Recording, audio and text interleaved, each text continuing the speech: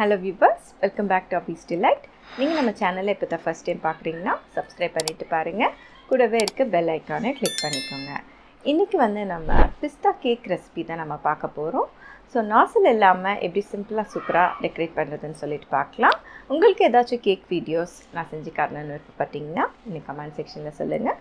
உங்களுக்காக நான் செஞ்சு காட்டுவேன். இப்போ வாங்க வீடியோக்குள்ளே போகலாம். பிஸ்தா ஸ்பாஞ்ச் செய்யறதுக்கு அரை கப் மைதா எடுத்துக்கோங்க. அதில் அரை teaspoon baking powder, 1/4 teaspoon baking soda, இது மூணுத்தையும் நல்லா ஜலிச்சு எடுத்துக்கோங்க. இது கூட 1/4 கப் அளவுக்கு பிஸ்தா பவுடர் பண்ணி வச்சுருக்கேன், அதை ஆட் பண்ணிக்கிறேன். இதை நல்லா மிக்ஸ் பண்ணி எடுத்து வச்சுக்கோங்க. இன்னொரு க்ளீன் பவுலில் 2 வெள்ளைக்கரு முட்டை ரூம் டெம்பரேச்சரில் இருக்கணும். அதில் அரை கப் பொடிச்ச சர்க்கரையில் பாதி மட்டும் இப்போ நான் சேர்த்துக்கிறேன். அது கூட 1 டீஸ்பூன் மில்க் எசன்ஸ் ஆட் பண்ணியிருக்கேன். இப்போ இதை நல்லா பீட் பண்ணணும். இது நல்லா ஒயிட்டாக வரணும். ஒயிட்டாக எப்போ ப்ளஃபியாக வருதோ அப்போ நம்ம பீட் பண்ணுறதை ஸ்டாப் பண்ணிக்கலாம். இப்போ பார்த்தீங்கன்னா நல்லா ப்ளஃபியாக வந்திருக்கு. ஸோ இந்த மாதிரி முட்டை வந்ததுக்கப்புறமா எக் யாக் எடுத்து வச்சுருக்கோம் இல்லைங்களா, மஞ்சக்கரு, அதை ஆட் பண்ணிக்கோங்க. அது கூட மீதம் இருக்கிற சர்க்கரை பவுடரையும் ஆட் பண்ணிக்கோங்க. இப்போ இது எல்லாத்தையும் நல்லா பீட் பண்ணுங்க. இது இந்த எல்லோ கலர் மாதிரி வரணும் ஒயிட்டாக, அது வரைக்கும் நம்ம பீட் பண்ணணும். அது கூட 2 டேபிள் ஸ்பூன் அளவுக்கு மெல்ட் பண்ண பட்டர் அப்படி இல்லைனா ஆயில் ஆட் பண்ணுங்க. ஆயில் ஆட் பண்ணதுக்கப்புறம் ரொம்ப நேரம் பீட் பண்ணக்கூடாது, 30 செகண்ட்ஸ் பீட் பண்ணிட்டு எடுத்து வச்சுக்கோங்க. அது கூட 1 டீஸ்பூன் பிஸ்தா மிக்ஸ் நான் ஆட் பண்ணுறேன். ஸோ இதை ஆட் பண்ணுறதுனால கேக்கில் நல்ல ஃப்ளேவர் இருக்குது. இப்போ வெட் இன்க்ரீடியன்ஸும் ட்ரை இன்க்ரீடியன்ஸும் மிக்ஸ் பண்ண போகிறோம். ஸோ பேட்ச் பை பேட்சாக மிக்ஸ் பண்ணுங்கள். இது கூட 2 டேபிள் ஸ்பூன் அளவுக்கு பால் நான் சேர்த்துருக்கேன். ஸோ ஒரு பேட்ச் நல்லா மிக்ஸ் ஆனதுக்கப்புறமா தான் அடுத்த பேட்ச் நம்ம ஆட் பண்ணணும். இப்போ நான் செகண்ட் பேட்ச் ஆட் பண்ணுறேன். ஸோ ஆட் பண்ணும் போது இந்த முட்டையோட ப்ளஃபினஸ் உடையாத அளவுக்கு பொறுமையாக இதை கட் அண்ட் ஃபோல்ட் மெத்தடில் இதை மிக்ஸ் பண்ணி எடுத்துக்கோங்க. அப்போ தான் நம்மளோட கேக் ஸ்பாஞ்ச் நல்லா சூப்பராக வரும். இப்போ நான் தேர்ட் பேட்ச் ஆட் பண்ணுறேன். அதே போல் இதை எல்லா பேட்சையும் ஆட் பண்ணி எல்லாம் மிக்ஸ் பண்ணி எடுத்து வச்சுக்கோங்க. இப்போ ஒரு ஸ்பேச்சுலா எடுத்து இது சைட்ஸில் இருக்கிற மாவெல்லாம் எடுத்து விட்டு நல்லா மிக்ஸ் பண்ணி எடுத்துக்கோங்க. இப்போ 6 இன்ச் கேக் பேனில் ஆயில் க்ரீஸ் பண்ணி பட்டர் பேப்பர் போட்டு வச்சுருக்கேன், அதில் ட்ரான்ஸ்ஃபர் பண்ணிக்கிறேன். இங்கே ஓவனில் பேக் பண்ணுற மாதிரி இருந்ததுன்னா 180 டிகிரி செல்சியஸில் 10 மினிட்ஸ் ப்ரீ ஹீட் பண்ணிவிட்டு 35 மினிட்ஸ் பேக் பண்ணிக்கோங்க. இந்த பாத்திரத்தில் பேக் பண்ணுற மாதிரி இருந்தால் 35 மினிட்ஸ்க்கு லோ ஃப்ளேமில் ப்ரீ ஹீட் பண்ணிவிட்டு பாத்திரத்தை பேக் பண்ணி எடுத்துக்கோங்க. இப்போ நம்மளோட கேக் குக் ஆகிடுச்சு. இந்த மாதிரி ஒரு கூலிங் ரேக்கில் போட்டு வச்சுக்கோங்க. ஸோ இந்த மாதிரி சைட்ஸ் ரிலீஸ் பண்ணிவிட்டு அப்சைட் டவுன் பண்ணிங்கன்னா கேக் சூப்பராக வந்துடும். இப்போ இந்த பட்டர் பேப்பரை எடுத்துகிட்டு இதை 3 லேயர்ஸாக கட் பண்ணி எடுத்து வச்சுக்கோங்க.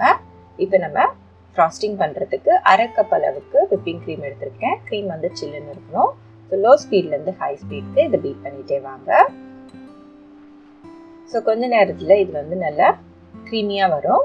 ஸோ க்ரீமியாக வரும்போது ஒரு 2லேருந்து 3 ட்ராப் இல்லைன்னா உங்களுக்கு எந்த அளவுக்கு க்ரீன் கலர் வேணுமோ அந்த அளவுக்கு இதை கலர் ஆட் பண்ணிக்கோங்க, க்ரீன் கலர்.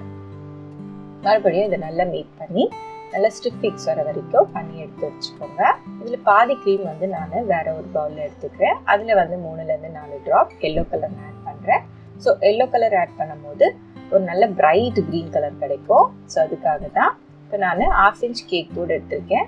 இப்போ 2 கலரில் நான் க்ரீம் ரெடி பண்ணி வச்சுருக்கேன்.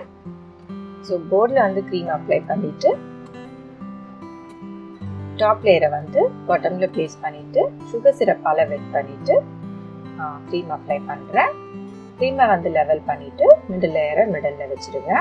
ஸோ இதே ப்ராசஸை ரிப்பீட் பண்ணுங்கள். இந்த ஸ்பாஞ்சை பொறுத்த வரைக்கும் நிறைய சுகர் சிரப் போடாதீங்க, ஏன்னா ஸ்பாஞ்சே ரொம்ப சாஃப்டாக இருக்கும். ஸோ ரொம்ப சாகியான மாதிரி ஆகிடும். அதனால இப்போ மேலே பாட்டம் லேயரை டாப்பில் பேஸ்ட் பண்ணிவிட்டு சுகர் சிரப்பால் வெட் பண்ணிவிட்டு க்ரீம் அப்ளை பண்ணி க்ரம் கோட் பண்ணிக்கிறேன்.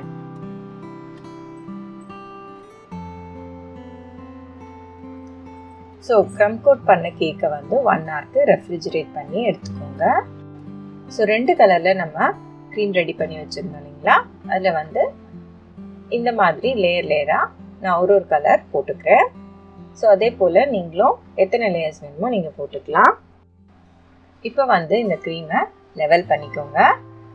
ஸோ இது வந்து நல்ல ஒரு டபுள் ஷேடில் நமக்கு கிடைக்கும். ஸோ ஃபைனல் கோட்டிங் பண்ணதுக்கப்புறமா இந்த மாதிரி ஒரு பவுல் வச்சு நடுவில் ஒரு ரவுண்ட் போட்டுக்கோங்க. நைஃப் வச்சு இந்த மாதிரி நான் செப்பரேட் பண்ணிக்கிறேன். ஸோ அதில் வந்து சின்னதாக ஹோல் போட்டு பைப்பிங் பேக் ரெடி பண்ணி இந்த மாதிரி கிராஸ் மாதிரி போட்டுக்கோங்க. ஸோ இதுவும் வந்து கலர்ஸ் வந்து 2 ஷேட்ஸில் போட்டுக்கோங்க. இப்போ தான் கொஞ்சம் கான்ட்ராஸ்டாக இருக்க மாதிரி இருக்கும். ஸோ இப்போ வந்து சாக்லேட் கேனேஜ் வந்து 50 grams மெல்டட் சாக்லேட்டில் 4 tablespoon ஹாட் மில்க் போட்டு இந்த கேனேஜ் நான் ரெடி பண்ணியிருக்கேன். ஸோ அதை வந்து இந்த சைட்ஸில் வந்து நான் ஸ்ப்ரெட் பண்ணிக்கிறேன். இப்போ ஒரு ஐசிங் நைஃப் வச்சு இந்த மாதிரி ஸ்ப்ரெட் பண்ணி விட்டுட்டு இந்த மாதிரி ட்ராப்பிங் டிசைன்ஸ் வந்து நான் போட்டுக்கிறேன். சென்டரில் வந்து பிங்க் கலர் பர்பிள் கலரில் வந்து சின்னதாக பூ மாதிரி போட்டிருக்கேன். உங்களுக்கு தேவைன்னா போட்டுக்கலாம், இல்லைன்னா வேண்டாம். ஸோ அவ்வளோதான், நம்மளோட பிஸ்தா கேக் சூப்பராக ரெடி ஆகிடுச்சு. இதுக்கு எந்த நாசிலும் தேவையில்லை. ஸோ இதை வந்து நீங்கள் செஞ்சு பார்த்துட்டு இது எப்படி வந்ததுன்னு சொல்லிட்டு எனக்கு சொல்லுங்கள். உங்களுக்கு இந்த ரெசிபி பிடிச்சிருந்ததுன்னா ஒரு லைக் பண்ணுங்கள். நம்ம சேனலில் வர மற்ற ரெசிபிஸையும் பாருங்கள். பிடிச்சா சப்ஸ்கிரைப் பண்ணுங்கள். தேங்க்யூ ஃபார் வாட்சிங் Abiz Delight.